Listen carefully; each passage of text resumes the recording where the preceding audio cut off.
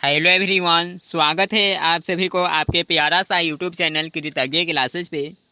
बच्चों, आज हम लोग करने वाले हैं 10th क्लास हिस्ट्री के 8 नंबर चैप्टर है प्रेस, संस्कृति एवं राष्ट्रवाद। तो आज हम लोग इसके इम्पोर्टेंट सब्जेक्टिव क्वेश्चन को करने वाले हैं, जो कि यहाँ पे सब्जेक्टिव क्वेश्चन लिया गया है, बहुत ही इम्पोर्टेंट है 2023 के एग्ज़ाम के लिए। तो आप सभी इसे अंत तक ज़रूर देखिएगा, और जो स्टूडेंट्स चैनल पे पहली बार आए होंगे वो चैनल को सब्सक्राइब करके ऑल नोटिफिकेशन को ऑन कर लेंगे और क्लास को अंत तक ज़रूर देखें, क्योंकि 2023 के एग्ज़ाम के लिए ब्रह्मास्त्र होने वाला है। इस चैप्टर का एकदम इम्पोर्टेंट सब्जेक्टिव क्वेश्चन लिया गया है, जिसमें कि लॉन्ग क्वेश्चन भी आपको मिलेगा और शॉर्ट क्वेश्चन भी। तो फटाफट से आप सभी इसे अपने दोस्तों के पास शेयर कर दीजिए।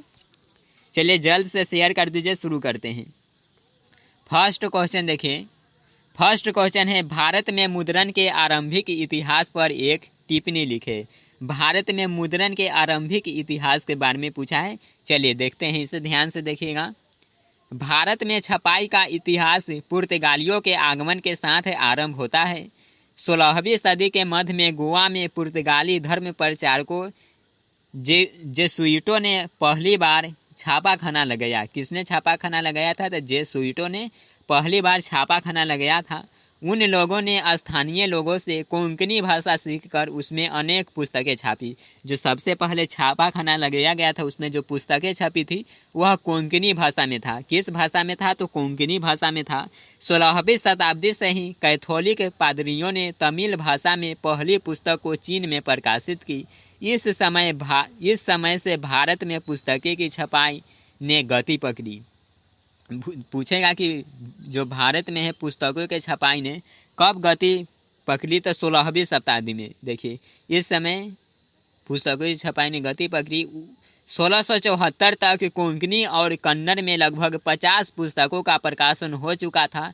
डच धर्म प्रचारकों ने भी पुस्तकों की छपाई में पीछे नहीं रहे। उन लोगों ने पुरानी पुस्तकों के अनुवाद सहित 32 तमिल भाषा की किताबें छापी। जो डच लोग थे उन्होंने पुराना जो भाषा था, पुराना उनका चेंज करके, उस भाषा को चेंज करके और तमिल भाषा में 32 पुस्तकें छापी। इस प्रकार भारत में पुस्तकों का प्रकाशन यूरोपीय धर्म प्रचारकों द्वारा आरंभ किया गया। सिंपल, आई होप आप सभी समझ गए होंगे।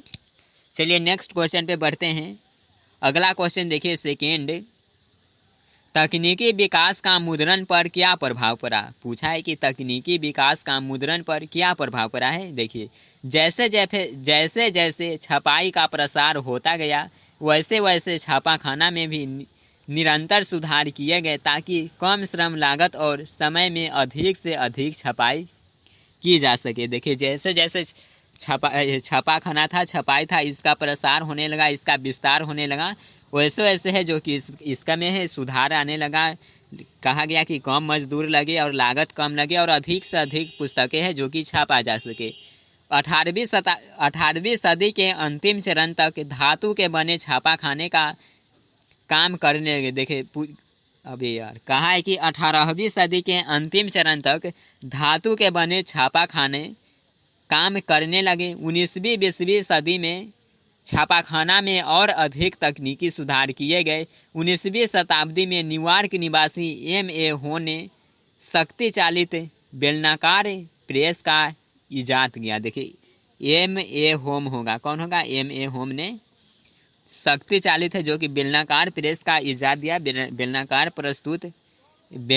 प्रेस जो कि प्रस्तुत किया। इसके द्वारा प्रति घंटा 8,000 ताव छापे जाने लगे। देखिए, इसके द्वारा है जो कि प्रति घंटे 8,000 किताब होना चाहिए सर, यहाँ पे छापे जाने लगे। इससे मुद्रण में तेजी आई। इसी सदी के अंत तक ऑफसेट प्रेस भी व्यवहार में आया। इस छापाखाना द्वारा एक ही साथ 6 रंगों में छपाई की जा सकती थी। 20वीं सदी के आरंभ में बिजली संचालित प्रेस व्यवहार में आया। इसने छपाई को और गति प्रदान की और इसी तरह है जो कि मुद्रण का विकास हुआ।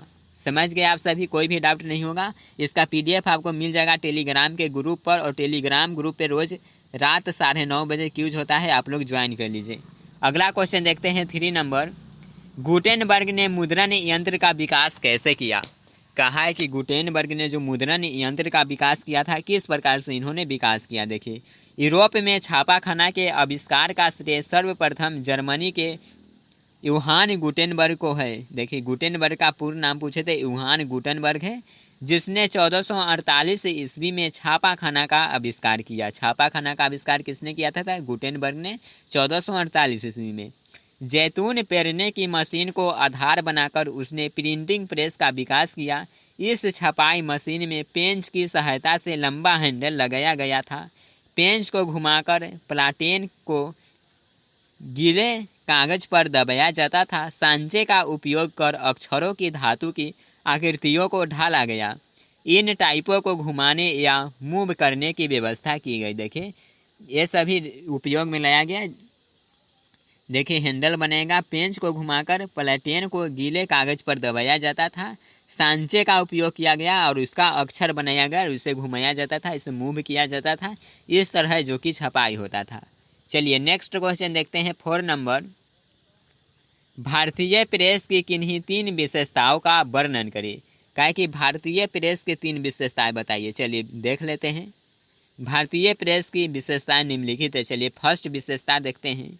यह ब्रिटिश सरकार के विरुद्ध भारतीयों की भावना को एक रूप देने, उसकी नीतियों एवं शोषण के विरुद्ध जागृति लाने एवं देश प्रेम की भावना जागृत कर राष्ट्र निर्माण में इसने महत्वपूर्ण भूमिका का निर्वहन किया। देखिए, जो भारत में जब प्रेस का आविष्कार हुआ, भारतीय प्रेस बनाया गया, तो ब्रिटिश सरकार था इसको जो कि एकदम विरुद्ध हुआ।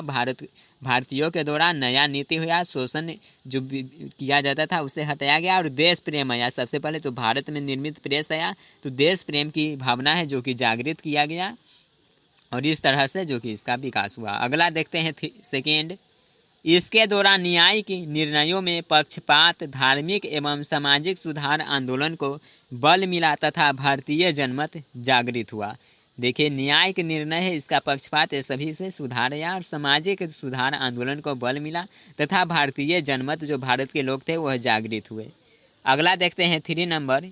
इसने न केवल राष्ट्रवादी आंदोलन को एक नई दिशा दी अपितु भारत में शिक्षा को प्रोत्साहन किया। देखिए, शिक्षा को भी इससे है जो कि बहुत प्रोत्साहन मिला था। आर्थिक विकास एवं औद्योगिकीकरण तथा श्रम आंदोलन को भी प्रोत्साहित करने का कार्य किया गया। चलिए, कोई डाउट नहीं यहाँ तक। अगला क्वेश्चन पे देखते हैं 5 नंबर।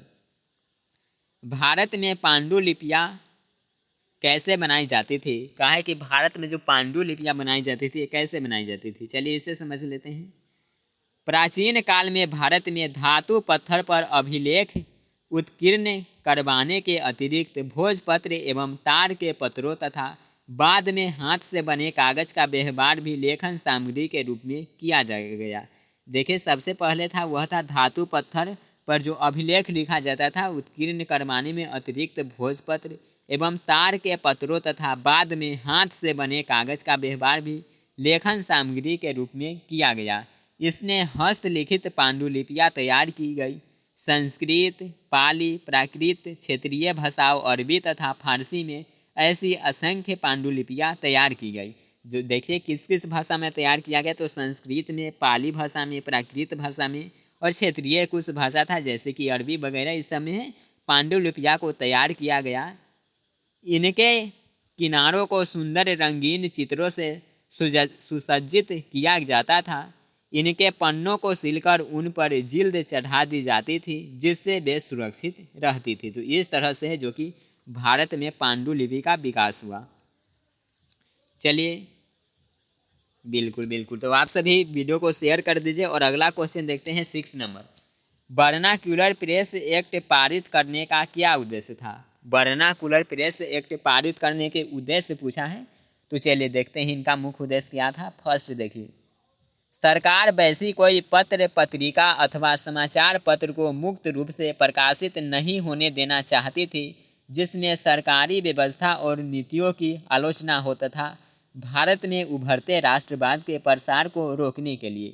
यही था जो कि देखिए वर्नाक्यूलर प्रेस एक्ट की बात करें तो इनका मुख्य उद्देश्य यही था कि जो भारत में राष्ट्रवाद की भावना उभर रही है इसका और भी प्रसार हो, इसका और भी विकास हो। इसके रोकने के लिए, प्रसार विकास नहीं होना चाहिए, इसे रोकने के लिए किया गया था चलिए बिल्कुल बिल्कुल सही है। अगला देखते हैं 7 नंबर क्वेश्चन। यंग इंडिया समाचार पत्र के बारे में बताएं। यंग इंडिया समाचार पत्र की बात करें तो यंग इंडिया अंग्रेजी में प्रकाशित समाचार पत्र था। इसका प्रकाशन 1919 ईस्वी में अहमदाबाद से हुआ था। इसके संपादक महात्मा गांधी थे। इनका यंग इंडिया था, यह था अंग्रेजी भाषा में, और इसका प्रकाशन 1919 में हुआ था। कब हुआ था? तो 1919 में। और इनके जो संपादक थे वो थे गांधी जी। इसके माध्यम से महात्मा गांधी ने अपने विचारों तथा राष्ट्रवादी आंदोलन का प्रचार जन जन तक किया। यही यंग इंडिया समाचार पत्र के बारे में 2 नंबर वाला क्वेश्चन है, ज़्यादा नहीं लिखना है। चलिए नेक्स्ट क्वेश्चन देखते हैं 8 नंबर। रोमन चर्च ने प्रकाशकों और पुस्तक विक्रेताओं पर प्रतिबंध क्यों लगाया? कहा है कि रोमन चर्च ने प्रकाशकों और पुस्तक विक्रेताओं पर प्रतिबंध लगाया था। क्यों लगाया था? देखिए, रोमन चर्च प्रकाशकों और पुस्तक विक्रेताओं पर प्रतिबंध इसलिए लगाया गया जिससे प्रकाशक धार्मिक स्वरूप को चुनौती देने वाली सामग्री का प्रकाशन नहीं कर सके। पुस्तकें धार्मिक मान्यताओं एवं चर्च की सत्ता को चुनौती दे रहे थे। देखिए, जो रोमन चर्च प्रकाशक था, इनका पुस्तक विक्रेताओं पर जो प्रतिबंध लग गया, ये जो देखिए रोमन चर्च पुस्तक वाला था, ये क्या करता था? तो एक धर्म से दूसरे धर्म को लड़ाने का काम करता था। क्या? धार्मिक रूप से इसका छपाई करता था। देखिए, धार्मिक स्वरूप को चुनौती देता था। ये धर्म है और इसको चुनौती दे रहा है, और उसके बाद ये धर्म है, इसको चुनौती दे रहा है। तो इसी कारण से जो कि इस पर रोक लगा दिया गया, इस पर प्रतिबंध लगा दिया रोमन चर्च के प्रकाशकों पर। चलिए समझ गए, कोई डाउट नहीं है? बिल्कुल बिल्कुल। तो चलिए अगला क्वेश्चन देखते हैं। 9 नंबर है। तिलक ने किस भाषा में केसरी और मराठा का प्रकाशन किया? VVI क्वेश्चन है, ऑब्जेक्टिव के लिए भी इम्पोर्टेंट है और 2 नंबर वाला में भी पूछ दिया जाता है। ध्यान से देखिएगा। और यहाँ पे अधिकतर स्टूडेंट्स जो कि गलत कर देते हैं। क्या गलत करते हैं? देखिए यहाँ पे ध्यान से देखिए। तिलक ने केसरी का प्रकाशन मराठी भाषा में तथा मराठा का प्रकाशन अंग्रेजी भाषा में किया था। और यही क्वेश्चन ऑब्जेक्टिव में पूछता है कि मराठा का प्रकाशन किस भाषा में हुआ है। मराठा पुस्तक का प्रकाशन पूछता है कि किस भाषा में हुआ था, और मराठा देखते हैं और स्टूडेंट्स लगा देते हैं मराठी भाषा में, और यहाँ पे उनका 1 नंबर गायब हो जाता है। तो आपको ध्यान रखना है, जो मराठा था इसका प्रकाशन अंग्रेजी भाषा में हुआ था। जल्द से लाइव चैट में बताइए तो मराठा का प्रकाशन किस भाषा में हुआ था? मराठा का प्रकाशन किस भाषा में? तो अंग्रेजी भाषा में, इंग्लिश में। और यहीं पे बात करें केसरी का प्रकाशन, तो केसरी का प्रकाशन मराठी भाषा में हुआ था। यहाँ से आप सभी इसे क्लियर कर लीजिए। चलिए अब अगला क्वेश्चन देखते हैं 10 नंबर। इक्विजिशन से आप क्या समझते हैं? इसकी ज़रूरत क्यों पड़ी? कहा है कि इक्विजिशन से आप क्या समझते हैं? देखिए, धर्म विरोधी विचारों के प्रसार को रोकने के लिए रोमन चर्च ने इक्विजिशन नामक संस्था का गठन किया, और इसी के कारण है जो कि उसका प्रतिबंध लगाया गया था। रोमन चर्च, देखिए रोमन चर्च ने इक्विजिशन नामक संस्था का गठन किया। यह एक प्रकार का धार्मिक न्यायालय था। इसका काम धर्म विरोधियों की पहचान कर उन्हें दंडित करना था। नए धार्मिक विचारों के प्रसार को रोकने के लिए चर्च ने प्रकाशकों और पुस्तक विक्रेताओं पर अनेक प्रतिबंध लगा दिए, जिससे वे धार्मिक स्वरूप को चुनौती देने वाले सामग्री का प्रकाशन नहीं कर सके। 1558 से चर्च प्रतिबंधित पुस्तकों की सूची रखने लगा, जिससे उनका पुनः मुद्रण और विवरण नहीं हो गया। देखिए, इनका जो मुख्य उद्देश्य था वह था एक धर्म से दूसरे धर्म को लड़ाने से रोकना, एक धर्म से दूसरे धर्म को चुनौती देने से रोकना। इसी कारण है जो कि इसका इक्विजिशन की स्थापना किया गया। अगला क्वेश्चन देखते हैं 11 नंबर। लॉर्ड लिटन ने राष्ट्रीय आंदोलन को गतिमान बनाया कैसे? लॉर्ड लिटन के बारे में पूछा। देखिए, देसी भाषाओं के समाचार पत्र को नियंत्रण में लाने के लिए लॉर्ड लिटन ने 1878 ईस्वी में वर्नाकुलर प्रेस एक्ट पारित किया। पूछेगा कि वर्नाकुलर प्रेस एक्ट किसने पारित किया था? तो लिटन ने। और कब किया था? तो 1878 ईस्वी में। देसी समाचार पत्र खुलकर औपनिवेशिक शासन के शोषणकारी नीतियों के खिलाफ राष्ट्रवादी भावना को उत्पन्न कर रहे थे। इसी को ध्यान में रखकर लिटन ने देसी भाषा समाचार पत्र अधिनियम के माध्यम से समाचार पत्रों पर अधिक प्रतिबंध लगाया तथा इसे नियंत्रण में लाने का प्रयास किया। लॉर्ड लिटन ने वर्नाकुलर प्रेस एक्ट में राष्ट्रीयता की भावना एवं जन असंतोष में उबाल लाने का कार्य किया, साथ ही साथ राष्ट्रीय आंदोलन को भी गतिमान बनाया। देखिए इन्होंने तो किया कि राष्ट्र भावना की है, राष्ट्र भावना इसका भी उदय हो और जो राष्ट्रीय आंदोलन है इसमें भी गति आए। चलिए कोई डाउट नहीं है। अगला क्वेश्चन देखते हैं 12 नंबर। मार्टिन लूथर कौन था? अपने धार्मिक विचारों का प्रसार करने के लिए उसने मुद्रित सामग्री का व्यवहार कैसे किया? मार्टिन लूथर के बारे में पूछा। ऐसे एक क्वेश्चन तो आप लोगों से पूछा नहीं जाएगा, चलिए लेकिन फिर भी देख लेते हैं।